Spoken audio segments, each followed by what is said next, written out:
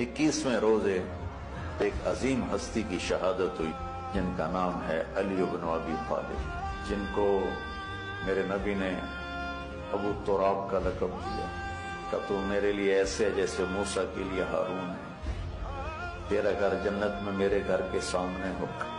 پھر آپ نے اپنی بیٹی فاطمہ سے کہا فاطمہ تو میں یہ دونوں حسن حسین، اور یہ جو سویا ہوا ہے، حضرت علی جاگے نہیں، وہ سوئے ہوئے تھے، یہ جو سویا ہوا ہے ہم پانچوں آخرت میں ایک ہی جگہ پر ہوں گے، اکٹھے ہوں گے۔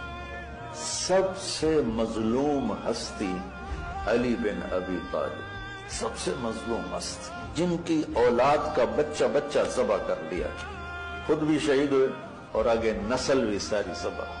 ایک دفعہ بیمار تھے تو کہنے لگے یا رسول اللہ مجھے لگتا ہے میری موت کا وقت آ گیا۔ میں نے کہا نہیں، جب تیرے سر کے خون سے تیری داڑھی رنگین ہوگی اس وقت تیری موت آئے گی۔